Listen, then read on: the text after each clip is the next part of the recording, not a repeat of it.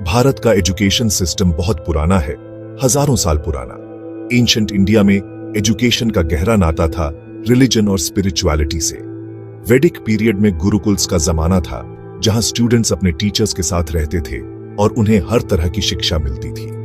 ये गुरुकुल सिर्फ पढ़ाई पर ही जोर नहीं देते थे, बल्कि अच्छे संस्कार, कैरेक्टर बिल्डिंग और प्रैक्टिकल स्किल्स पर भी जोर देते थे। इस सिस्टम ने नॉलेज और विजडम के लिए बहुत रिस्पेक्ट पैदा की, जिससे आने वाली पीढ़ियों के सोचने का तरीका बना। इस एंशंट सिस्टम ने ऐसे विद्वान और विचारक पैदा किए जिन्होंने अलग अलग फील्ड्स में बहुत योगदान दिया।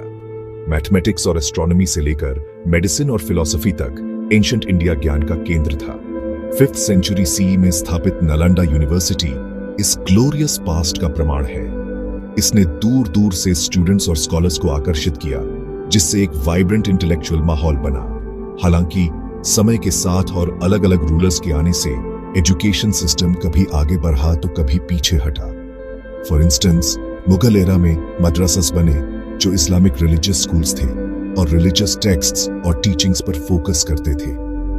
These institutions ने इस्लामिक नॉलेज को प्रिजर्व और प्रोपेगेट करने में क्रूशियल रोल निभाया और ट्रेडिशनल गुरुकुल सिस्टम के साथ साथ चलते रहे। इन सब बदलावों के बावजूद इंडियन एजुकेशन की मूल वैल्यूज नॉलेज, विजडम और होलिस्टिक डेवलपमेंट की खोज में ही रही। यह रिच लेगेसी आज भी मॉडर्न इंडिया के एजुकेशनल एस्पिरेशंस को इंस्पायर और शेप करता है, क्योंकि इंडिया फिर से एजुकेशन में ग्लोबल लीडर बनना चाहता है। एंशंट गुरुकुल से लेकर मॉडर्न क्लासरूम्स तक का सफर एक नेशन के एनलाइटनमेंट और प्रोग्रेस के प्रति कमिटमेंट को दर्शाता है। अंग्रेजों के आने से भारत के एजुकेशनल जर्नी में एक टर्निंग पॉइंट आया। ट्रेडिशनल सिस्टम्स स्ट्रॉन्ग तो थे, लेकिन धीरे धीरे वेस्टर्न एजुकेशन का प्रभाव बढ़ने लगा। ब्रिटिश गवर्नमेंट का फोकस ऐसे इंडियंस तैयार करना था जो इंग्लिश लैंग्वेज और वेस्टर्न आइडियाज से फेमिलियर होकर एडमिनिस्ट्रेशन में हेल्प कर सके।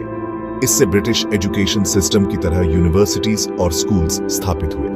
बहुत से इंस्टीट्यूशंस में इंग्लिश पढ़ाई की भाषा बन गई और पाठ्यक्रम में वेस्टर्न नॉलेज सिस्टम्स की तरफ एक बड़ा बदलाव आया। जहां इस न्यू सिस्टम ने वेस्टर्न साइंस, लिटरेचर और टेक्नोलॉजी के दरवाजे खोले, वहीं यह ट्रेडिशनल इंडियन नॉलेज सिस्टम्स के डिक्लाइन का कारण भी बना। ट्रेडिशनल और मॉडर्न एजुकेशन के बीच बहस इस ईरा का एक अहम हिस्सा बन गई। कुछ लोगों ने इंडिया के रिच कल्चरल और इंटेलेक्चुअल हेरिटेज को प्रिजर्व करने पर जोर दिया और वर्नाक्युलर लैंग्वेजेस और ट्रेडिशनल सब्जेक्ट्स को इंपॉर्टेंस दी।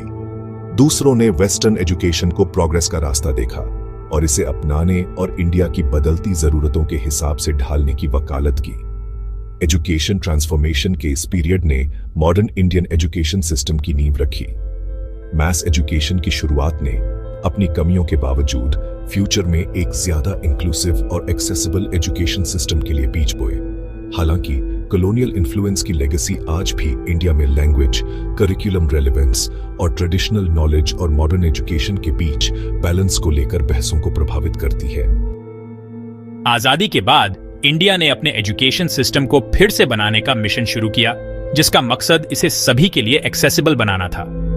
गवर्नमेंट ने कई इनिशिएटिव्स और स्कीम्स शुरू की, जिनमें यूनिवर्सलाइजिंग प्राइमरी एजुकेशन और लिटरेसी को बढ़ावा देना शामिल था। 2009 का राइट टू एजुकेशन एक्ट, जो 6 से 14 साल के सभी बच्चों को फ्री और कंपल्सरी एजुकेशन देता है, इस दिशा में एक महत्वपूर्ण उपलब्धि है। इन कोशिशों के बावजूद यूनिवर्सल लिटरेसी और सभी के लिए क्वालिटी एजुकेशन हासिल करने में चुनौतियां हैं। अब फोकस एजुकेशन की क्वालिटी बढ़ाने, इंफ्रास्ट्रक्चर में सुधार करने और मार्जिनलाइज्ड कम्युनिटीज की जरूरतों को पूरा करने पर है। सर्व शिक्षा अभियान और राष्ट्रीय माध्यमिक शिक्षा अभियान जैसे इनिशिएटिव्स ने एनरोलमेंट रेट्स को इंप्रूव करने और स्कूल एजुकेशन सिस्टम को मजबूत बनाने में अहम भूमिका निभाई है। इंडिया में हायर एजुकेशन का भी बहुत विस्तार हुआ है और यूनिवर्सिटीज और कॉलेजेस की बढ़ती संख्या अलग अलग डिसिप्लिन्स की जरूरतों को पूरा कर रही है। हालांकि हायर एजुकेशन में क्वालिटी, रेलेवेंस और अफोर्डेबिलिटी सुनिश्चित करना एक बड़ी चिंता का विषय है। गवर्नमेंट ने स्कॉलरशिप्स, फेलोशिप प्रोग्राम्स और रिसर्च ग्रांट्स शुरू किए हैं ताकि एक्सीलेंस को बढ़ावा दिया जा सके और हायर एजुकेशन को डिजर्विंग स्टूडेंट्स के लिए एक्सेसिबल बनाया जा सके। इंडियन एजुकेशन सिस्टम का विकास जारी है जो एक नॉलेज बेस्ड सोसाइटी बनाने के विजन से प्रेरित है। अब फोकस धीरे धीरे स्किल डेवलपमेंट, वोकेशनल ट्रेनिंग और इनोवेशन और एंटरप्रेन्योरशिप को बढ़ावा देने पर शिफ्टिंग हो रहा है। As India strives to harness its demographic dividend, economic growth और social progress को बढ़ावा देने में एजुकेशन का रोल और भी महत्वपूर्ण हो जाता है। इंडिया के एजुकेशन सिस्टम की स्ट्रेंथ्स और वीकनेसेस को समझने के लिए इसे फिनलैंड जैसे हाई परफॉर्मिंग सिस्टम से कंपेयर करना हेल्पफुल है। फिनलैंड लगातार ग्लोबल एजुकेशन रैंकिंग्स में टॉप कंट्रीज में शामिल है, जो अपने इक्विटेबल और हाई क्वालिटी एजुकेशन सिस्टम के लिए जाना जाता है। सबसे बड़ा डिफरेंस फिनलैंड का टीचर ट्रेनिंग और प्रोफेशनल डेवलपमेंट पर जोर है। फिनलैंड में टीचर्स हाईली क्वालिफाइड और रिस्पेक्टेड प्रोफेशनल्स होते हैं, जिन्हें क्लासरूम में काफी ऑटोनॉमी दी जाती है। इसके विपरीत इंडिया को क्वालिफाइड टीचर्स की कमी का सामना करना पड़ता है, खासकर रूरल एरियाज में। एक और की डिफरेंस करिकुलम स्ट्रक्चर में है। फिनलैंड का एजुकेशन सिस्टम अपने स्टूडेंट सेंटर्ड अप्रोच के लिए जाना जाता है, जो होलिस्टिक डेवलपमेंट और पर्सनलाइज्ड लर्निंग पर फोकस करता है। इंडिया का करिकुलम हालांकि रिफॉर्म्स से गुजर रहा है, अभी भी काफी हद तक एग्जाम ओरिएंटेड है, जिससे स्टूडेंट्स में रोट लर्निंग और स्ट्रेस बढ़ता है। फिनलैंड की सक्सेस का एक कारण एजुकेशन में इक्विटी के प्रति उसका कमिटमेंट भी है। हर बच्चे को, चाहे उसका बैकग्राउंड कुछ भी हो, क्वालिटी एजुकेशन मिलती है। इंडिया ने एजुकेशन तक पहुंच को बढ़ावा देने के लिए काफी प्रयास किए हैं, लेकिन सोशियो इकोनॉमिक बैकग्राउंड, जेंडर और जियोग्राफिकल लोकेशन के आधार पर डिस्पैरिटीज अभी भी बनी हुई हैं।